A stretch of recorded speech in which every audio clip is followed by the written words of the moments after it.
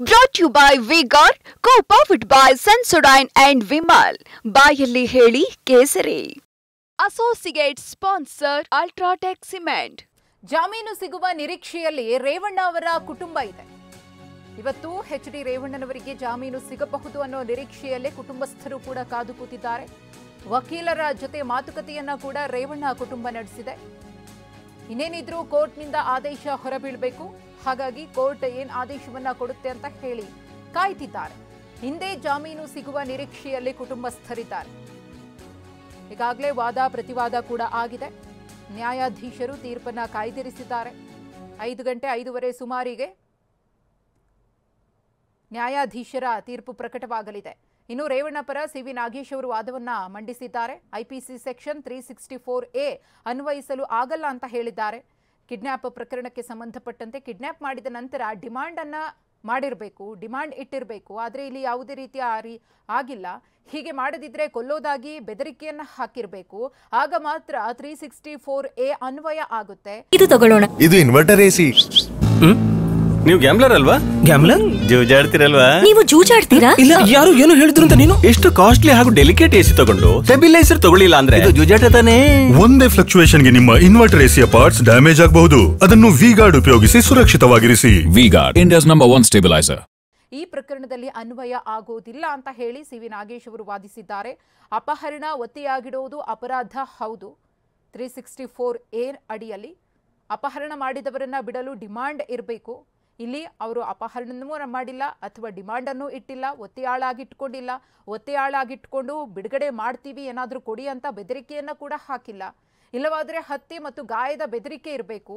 ಆ ರೀತಿ ಯಾವುದೇ ಅಂಶಗಳು ಇಲ್ಲದಿದ್ರೂ ಕೂಡ 364A ಅನ್ನ ಎಚ್.ಡಿ. ರೇವಣ್ಣ ಅವರ ಮೇಲೆ ಹಾಕಲಾಗಿದೆ ಅಂತ ಹೇಳಿ ಸಿ.ವಿ. ನಾಗೇಶ್ ಅವರು ವಾದಿಸಿದ್ದಾರೆ. FIR ದಾಖಲಾಗಿದೆ ಸೆಕ್ಷನ್ 364A ಅಡಿಯಲ್ಲಿ. ಆ FIR ಕಾನೂನು ಬಾಹಿರ ಅಂತ ಹೇಳಿ ಇಲ್ಲಿ ವಾದವನ್ನ ಮಂಡಿಸಿದ್ದಾರೆ. ಅದರ ಜೊತೆಗೆ ಮಹಿಳೆ 10 ವರ್ಷಗಳಿಂದ ತಮ್ಮ ಮನೆಯಲ್ಲಿ ಕೆಲಸವನ್ನ ಮಾಡ್ಕೊಂಡಿದ್ರು, ಅಂದ್ರೆ ಎಚ್.ಡಿ. ರೇವಣ್ಣ ಅವರ ಮನೆಯಲ್ಲಿ ಕೆಲಸ ಮಾಡಿದ್ರು. ಆದರೆ ರೇವಣ್ಣ ಸಂಬಂಧಿಯಲ್ಲ ಅಂತ ಹೇಳಿ ಸಿ.ವಿ. ನಾಗೇಶ್ ಅವರು ವಾದವನ್ನ ಮಂಡಿಸಿದ್ದಾರೆ. ಸಂತ್ರಸ್ತ ಮಹಿಳೆ ಕಿಡ್ನಾಪ್ ಆಗಿದ್ದಾಳೆ ಅಂತ ಹೇಳಿದ್ರಲ್ಲ, ಆ ಮಹಿಳೆಯ ಬಗ್ಗೆಯೂ ಕೂಡ ಅವರು ಹೇಳಿರುವುದು.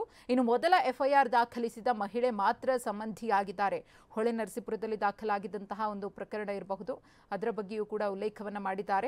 ಈಗ ಕಿಡ್ನಾಪ್ ಪ್ರಕರಣದಲ್ಲಿ ಇರುವಂತಹ ಮಹಿಳೆ ಅವರ ಸಂಬಂಧಿಯಲ್ಲ. ಜೀವಾವಧಿ ಶಿಕ್ಷೆ ಸಾಧ್ಯತೆ ಇದ್ರೆ ಜಾಮೀನು ತಿರಸ್ಕರಿಸಬಹುದು. ಜೀವಾವಧಿ ಶಿಕ್ಷೆ ಸಾಧ್ಯತೆ ಇದ್ರೆ ಜಾಮೀನು ತಿರಸ್ಕಾರ. ಆದರೆ ಈ ಕೇಸ್ನಲ್ಲಿ ಅಂತಹ ಯಾವುದೇ ಅಂಶಗಳಿಲ್ಲ, ಸಂಭಾವ್ಯತೆಗಳಿಲ್ಲ ಅಂತ ಹೇಳಿದ್ದಾರೆ ಸಿ.ವಿ. ನಾಗೇಶ್ ಅವರು, ಎಚ್.ಡಿ. ರೇವಣ್ಣ ಪರ ವಕೀಲರು.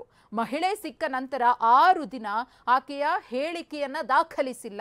ಇಲ್ಲಿ ಮಹಿಳೆಯ ಹೇಳಿಕೆಯೂ ಕೂಡ ಬಹಳ ಪಾತ್ರವನ್ನು ವಹಿಸುತ್ತೆ. SPP ಉಲ್ಲೇಖಿಸಿದ ಕೇಸ್ನಲ್ಲಿ ಅಪಹರಣಕಾರರಿಂದ ಆಭರಣ ಆಗಲಿ ಅಥವಾ ಬೇರೆ ರೀತಿಯಾಗಿ ಚೆಕ್ ಬುಕ್ ಅನ್ನ ವಶಕ್ಕೆ ಪಡೆಯಲಾಗಿತ್ತು. ಆಭರಣ ಮತ್ತು ಚೆಕ್ ಬುಕ್ ಅನ್ನ ವಶಕ್ಕೆ ಪಡೆಯಲಾಗಿತ್ತು. ಇನ್ನು ಅಪಹರಣಕ್ಕೊಳಗಾದಂತಹ ವಿಚಾರದ ಬಗ್ಗೆ ಅವರು ಪ್ರಸ್ತಾಪ ಮಾಡಿ ವಾದವನ್ನು ಮಂಡಿಸಿದಂತಹ ಸಂದರ್ಭದಲ್ಲಿ ಒಂದಷ್ಟು ಅಂಶಗಳನ್ನ ಉಲ್ಲೇಖ ಮಾಡಿದ್ದಾರೆ. ಹೀಗಾಗಿ ಈ ಪ್ರಕರಣದಲ್ಲಿ ಜಾಮೀನು ನಿರಾಕರಿಸಲಾಗಿತ್ತು. ರೇವಣ್ಣ ಪರ ಸಿ.ವಿ. ನಾಗೇಶ್ ಅವರ ವಾದ ಇದು. ಮೊದಲಿಗೆ ಜಾಮೀನನ್ನ ನಿರಾಕರಿಸಲಾಗಿತ್ತು. ಆರೋಪ ಸಾಬೀತಾಗುವ ಅಂಶಗಳಿದ್ರೆ ಜಾಮೀನು ನಿರಾಕರಣೆ, ಅಂದರೆ ಜಾಮೀನು ನಿರಾಕರಿಸುವುದಕ್ಕೆ ಇರುವಂತಹ ಒಂದಷ್ಟು ಅಂಶಗಳ ಬಗ್ಗೆ, ಜಾಮೀನು ಇತ್ಯರ್ಥಕ್ಕೆ ಕಟ್ಟುನಿಟ್ಟಿನ ನಿಯಮಗಳಿಲ್ಲ, ಕಾನೂನಾತ್ಮಕವಾಗಿ ಏನೇನು ಇದೆ ಅದೆಲ್ಲವನ್ನ ಕೂಡ ಇಲ್ಲಿ ಉಲ್ಲೇಖ ಮಾಡ್ತಿದ್ದಾರೆ. ತಂದೆ ಆಸ್ಪತ್ರೆಯಲ್ಲಿದ್ದಾರೆಂದು ನಂಬಿಸಿ ಬಾಲಕ ಅಪಹರಣ.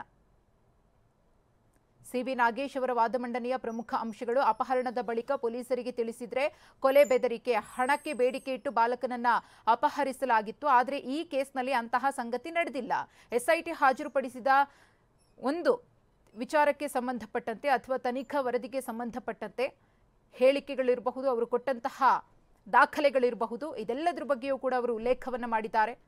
ಈ ಕೇಸ್ಗೆ ಏನೆಲ್ಲ ಅನ್ವಯಿಸೋದಿಲ್ವೋ ಅದನ್ನ ಹೇಳಿದ್ದಾರೆ. ಒಂದಷ್ಟು ಉದಾಹರಣೆಯನ್ನ ಕೂಡ ಕೊಟ್ಟಿದ್ದಾರೆ. ಕಿಡ್ನಾಪ್ ಆದಂತಹ ಸಂದರ್ಭದಲ್ಲಿ ಕಿಡ್ನಾಪ್ ಮಾಡಿದವರು ಯಾವ ರೀತಿಯಾಗಿ ಬೆದರಿಕೆಯನ್ನ ಹಾಕ್ತಾರೆ, ಅಪಹರಣ ಮಾಡಿದಾಗ ಏನೇನು ಡಿಮಾಂಡ್ ಇಡ್ತಾರೆ, ಇದೆಲ್ಲದರ ಬಗ್ಗೆ ಉಲ್ಲೇಖ ಮಾಡಿದ್ದಾರೆ. 364A ಅಡಿಯಲ್ಲಿ ಅಪಹರಣ ಮಾಡಿದಾಗ ಏನೆಲ್ಲ ಅಂಶಗಳು ಪ್ರಮುಖ ಪಾತ್ರವನ್ನು ವಹಿಸುತ್ತೆ ಅನ್ನೋದ್ರ ಬಗ್ಗೆ ಹೇಳಿದ್ದಾರೆ. ಯಾವ ಕಾರಣಕ್ಕೆ ಜಾಮೀನನ್ನು ನಿರಾಕರಿಸಬಹುದು ಅನ್ನೋದ್ರ ಬಗ್ಗೆಯೂ ಕೂಡ ಅವರು ಹೇಳಿದ್ದಾರೆ. ಆದರೆ HD ರೇವಣ್ಣ ಅವರ ಪ್ರಕರಣದಲ್ಲಿ ಆ ರೀತಿ ಇಲ್ಲ. 364A ದಾಖಲಿಸುವಂತಹ ಪ್ರಮೇಯವೇ ಅಲ್ಲಿ ಬೀಳೋದಿಲ್ಲ. ಯಾಕಂದರೆ ಅವರು ಕಿಡ್ನಾಪ್ ಮಾಡಿಲ್ಲ, ಬೆದರಿಕೆಯನ್ನು ಹಾಕಿಲ್ಲ ಅಂತ ಹೇಳಿದ್ದಾರೆ. ಹಾಗಾಗಿ ಇದು ಕಾನೂನು ಬಾಹಿರವಾದ FIR ಅಂತ ಹೇಳಿದ್ದಾರೆ. ಒಂದಷ್ಟು ಪ್ರಮುಖ ಅಂಶಗಳನ್ನು ಕೂಡ ನಾವು ನಿಮಗೆ ತೋರಿಸ್ತಾ ಇದ್ದೀವಿ. SIT ಅವರು ಮಾಡಿದಂತಹ ತನಿಖೆ ಇರಬಹುದು, ಅವರ ವರದಿ ಇರಬಹುದು, ಸಾಕ್ಷ್ಯಾಧಾರಗಳಿರಬಹುದು, ಮಹಿಳೆ ಕೊಟ್ಟಂತಹ ಹೇಳಿಕೆ ಇರಬಹುದು, ಅಥವಾ ಮಹಿಳೆಯನ್ನು ಸರಿಯಾಗಿ ವಿಚಾರಿಸದೆ ಹೇಳಿಕೆಯನ್ನು ದಾಖಲಿಸಿಕೊಳ್ಳದೆ ನಿರ್ಲಕ್ಷ್ಯವನ್ನು ವಹಿಸಿದಂತಹ ವಿಚಾರ ಇರಬಹುದು, ಯಾಕೆ ಅವರು ಜಾಮೀನನ್ನು ಕೊಡಬಾರದು ಅಂತ ಹೇಳ್ತಿದ್ದಾರೆ ಅನ್ನೋ ವಿಚಾರ ಇರಬಹುದು.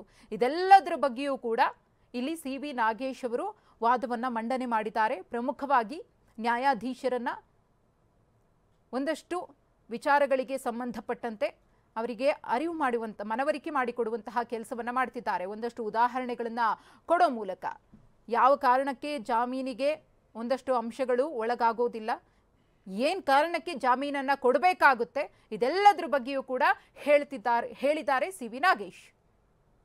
Brought to you by V-Guard, co-powered by Sensodyne and Vimal.